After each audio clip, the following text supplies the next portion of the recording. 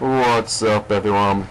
B here. Got another commentary for you, and it is new gameplay finally. As a few of my subscribers will know, so I've had internet problems, I've had capture card problems. You know, anyone who posts videos on YouTube, pretty much a problem you could have, I have had it. But new gameplay. This was actually the first time I played Modern Warfare 2 in about 3 weeks. It was the second game I had. So it's not amazing, but it's new gameplay. I think I finished around 30 something to 8, so still quite a nice KD. It's a game of domination on Bailout. Probably my favourite map, second favourite map. Sorry, I do love Storm. I still got a big thing for Storm, but one of my favourite maps on from a new Stimulus map pack. I'm not gonna lie, there's times like for 30 seconds or so where I do camp it up. Like I said, I've not played in about 3 weeks. It's my first time back. I was still getting used to it, but overall I do run about a lot. It's actually my Russian class. It's the UMP, which I apologise, I'm using again. Now I've got everything sorted, my internet and my capture cards. I'll vary it up a bit, I'll get new guns, etc. But it's my UMP with Marathon Pro, Lightweight Pro, and Steady Aim Pro. Steady Aim Pro just because I do spray a lot with this gun. Usually it would be Ninja, but I drop shot a lot and I always pull the trigger first. So the equipment I'm using, as you've just seen, is the Semtex even.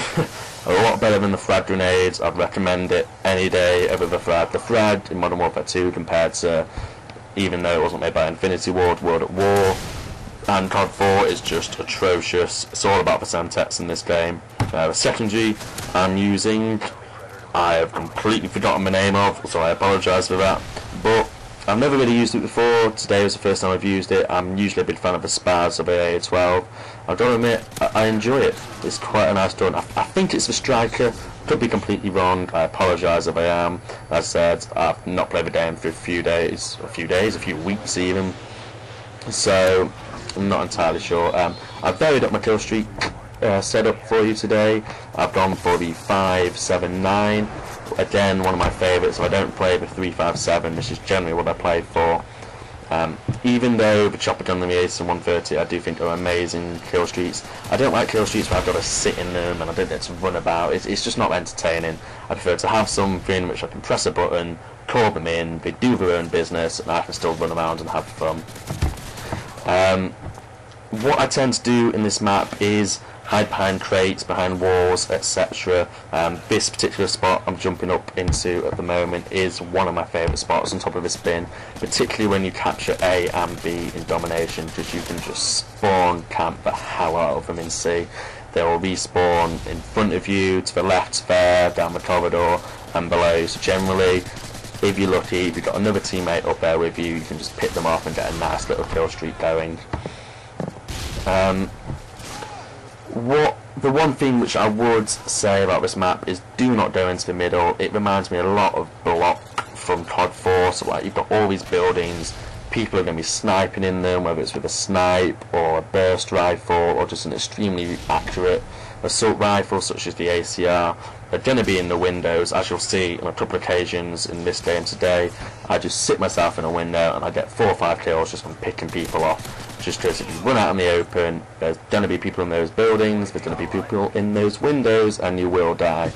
One thing I can say about the UMP of the UMP, or however you want to say it, Scavenger, it is a very handy perk. Like as you can see, I've already run out of ammo on the UMP, so I've had to pick up someone's FAMAS. Not that I'm complaining, FAMAS, another great weapon, bit overpowered if you can tell me. Like as you can see here, get 2 shots with the iron sights on them, bam, dead. It's actually a bit of a crazy streak to go on here. I've used about 4 different weapons. Starts off with the UMP, goes to the Striker, I pick up the FAMAS, I do something with the Magnum tactical knife, finish it off with the Ranger, and then I think I actually die. For those of you, my subscribers, I think I've got 24 of you now, which I really appreciate the fact that you've enjoyed my videos.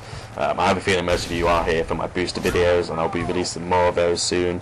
Don't worry, I've actually just had a few more games without my capture card plugged in, played a few free-for-alls, and what did I come across? Boosters. Surprise, surprise. You can't have a game of free-for-all these days without boosters. It's a right pain.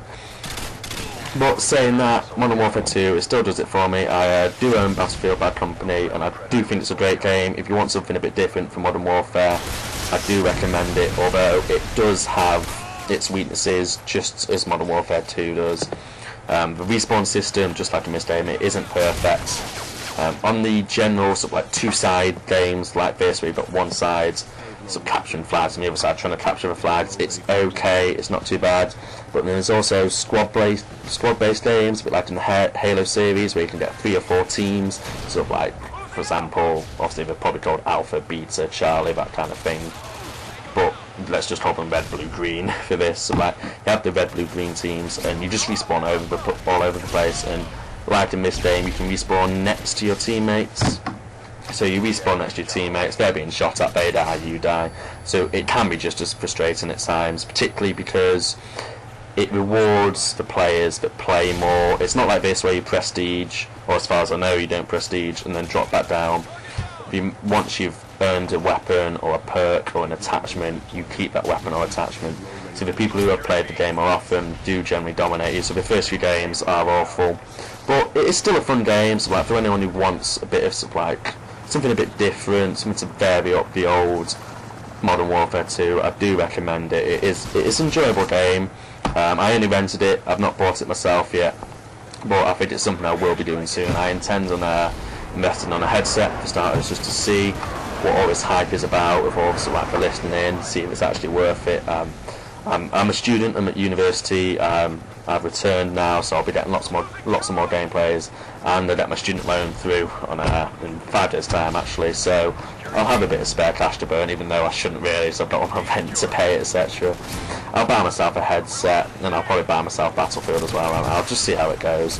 Don't worry, I won't be releasing any gameplay on that. I'll still only be releasing Modern Warfare 2 gameplay, obviously unless I have requests, but I highly doubt that, to be honest. I mean, after all, I've only got 25 of you lovely people who like to watch my videos. The gameplay is fairly self-explanatory, as you'll see. I stand behind walls, crates, etc., and just pick people off in the spawn. As you'll see in the final store, but the team we were playing were actually atrocious. My team absolutely dominated them on the kills and in the store overall. But standard game of domination, it's one of my first games back. It's the first decent score I got back. It was my second game. The first game I think I went something like 30 to 25, so not that impressive. For any of you, I've actually spent the weekend watching Avatar. Fortunately, a company which I will not name, just in case they get in trouble or I get in trouble, in case anyone finds out, they sent me the DVD early. I got it on the 24th rather than 26th, which is when it was released in the UK. I don't know when it was released in the US of A.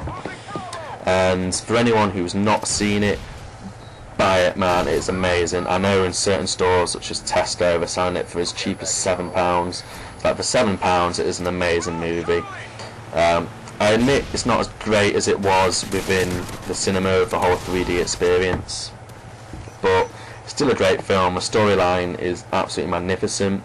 I admit the film does drag on at times, but it's only really once the film finishes and so like the credits start rolling that you sit back and think, wow, what a film. So like last time I watched it was 2 days ago, and I still find myself thinking about parts of it now. To be honest, if I didn't have so much work to do and didn't have to hit the library every day, then I'll probably be watching it every single day possible. Like, it's that good. So I'll plug in my HD cable, plug in my speakers, and just enjoy. Like, it is probably one of my all-time favourite films, along with Armageddon. That's another great film. People don't like it, I love it. And so, call me a big kid. I love the Transformers series. I loved them when I was a young boy, so like the age of 5 and 6. Absolutely love the cartoon version.